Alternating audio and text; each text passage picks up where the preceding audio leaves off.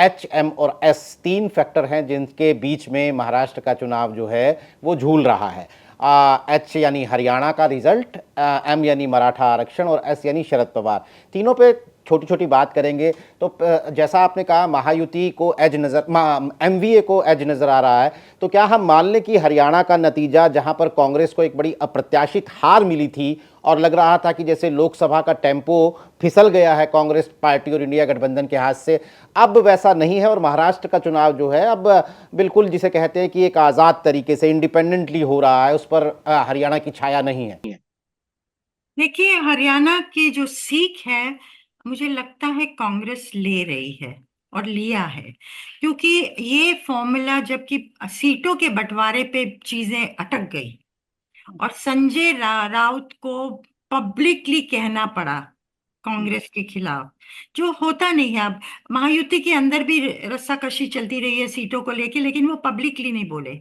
Shiv Sena publicly बोली कांग्रेस के खिलाफ, लेकिन कांग्रेस फिर नाना पटोले और संजय राउत के बीच में जो रस्साकशी उनके बीच में थी, और फिर उनको बाहर कर दिया गया और शरद पवार ने एक रोल भी प्ले किया, जिससे 85 85 85 का फॉर्मूला करके थोड़ा माहौल को ठंडा किया। तो मुझे लगता है कि कहीं ना कहीं कांग्रेस भी ज्यादा रियलिस्टिक है। उनको लगता है कि हमने सबसे बेहतरीन परफॉर्मेंस किया लोकसभा इलेक्शन में तीनों में से। हालांकि शरद पवार का स्ट्राइक रेट भी बहुत अच्छा था, 10 में से 8 लिए, बट शिवसेना का, उधर सिर्फ शिवसेना का इतना अच्छा नहीं था। अ, हम्म। जबकि एकनाथ शिंदे का ज्यादा अच्छा था, 15 जी में से बिल्कुल। 7 सीटें, तो उनका अच्छा स्ट्राइक रेट था। और ये इलेक्शन ये भी तय करेगा कि कौन रिप्रेजेंट करता है शिवसेना को। उद्धव हम्म। की ज्यादा पकड़ है या एकनाथ शिंदे की ज्यादा पकड़ हो गई है। ये देखने लायक चीज है। पर वो एक अलग चीज है जो आपने कहा ना, हरियाणा का। हरियाणा में जो हुआ, वो डोमिनेंट कम्युनिटी का इतना हावी हो जाना, जो कैंपेन में और परसेप्शन में, कि हम्म। बाकी कम्युनिटीज ज्यादा कंसोलिडेट कर गई बीजेपी के फेवर में। हालांकि ऐसा नहीं है कि कांग्रेस का प्रदर्शन खराब था। तकरीबन तकरीबन उतना ही, 40 के करीब है, 0.7% का डिफरेंस है दोनों पार्टीज के बीच में। जी ना नहीं, और कांग्रेस की बढ़त हुई थी, पिछली बार से कंपेयर करिए तो 11% की बढ़त थी। बिल्कुल।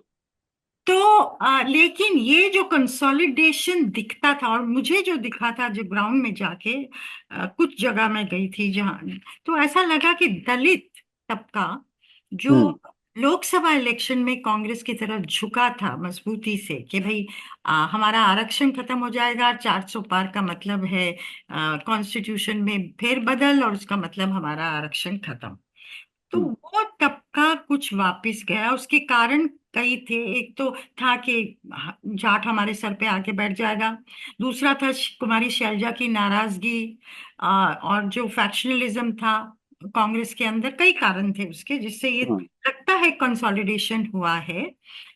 और एक माइक्रो मैनेजमेंट तो हुआ है भाजपा की तरफ से हरियाणा का, कि इतना परसेंटेज करीब होने के बावजूद कांग्रेस का नहीं आना। स्ट्राइक रेट इतना ज्यादा बेहतर है बीजेपी का, वोट परसेंटेज बराबर होने के बावजूद। जी। महाराष्ट्र में भी मराठा एलिमेंट, मराठा फैक्टर एक बहुत इंपॉर्टेंट फैक्टर है। और हम्म। बीजेपी को जिसकी चिंता है कि इस बार क्या मराठा उनको छोड़ के चला जाएगा, मराठा ओबीसी का पोलराइज होना, वो उनको हम्म। फायदा देगा। लेकिन सिर्फ ओबीसी से वो जीत नहीं पाएंगे। तो मराठा भी उनके साथ पहले रहा है, क्या वो मराठा इस बार चला जाएगा छोड़ के?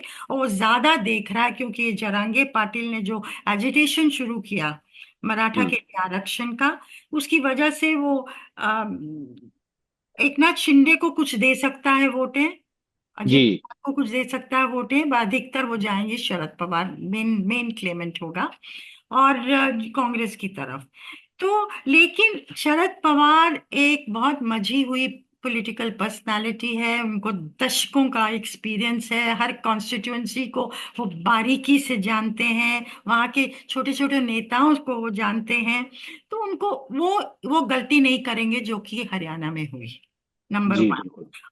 बिहाइंड द सीन्स, और ये कोलिशन काफी मजबूत है, क्योंकि उनके स्टेक्स बहुत हाई हैं इस समय। उद्धव का भी, ठाकरे का भी बहुत हाई है, और कांग्रेस का तो रिवाइवल का वो चांस है।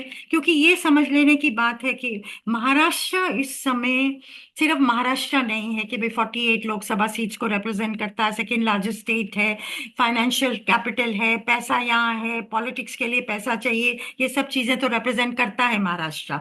लेकिन जो भी साइड महाराष्ट्र जीतेगी, उसको नेशनल पॉलिटिक्स में इनिशिएटिव सीज करने का मौका दोबारा मिलेगा।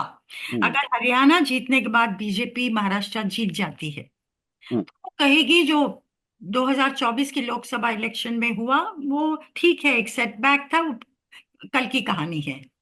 जी।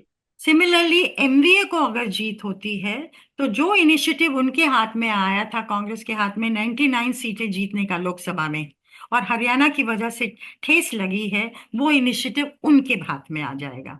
तो महाराष्ट्र उस मायने से भी, उस नजरिए से भी एक अहमियत रखता है। तो जो HMP की बात की ना आपने, हम्म। हरियाणा करेगा, हरियाणा की से सीख ली है।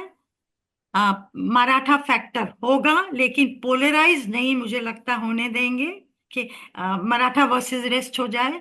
यहाँ काफी खूब मजे हुए खिलाड़ी हैं इस हम्म। एमबीए की तरफ। और तीसरा, पवार, जैसा मैंने कहा, क्या खेल करेंगे वो आगे जाके जी। देखने लायक चीज होगी। वो काफी क्लोजली वॉच करना चाहिए, जिसका असर हो सकता है कि इलेक्शंस के बाद क्या होगा।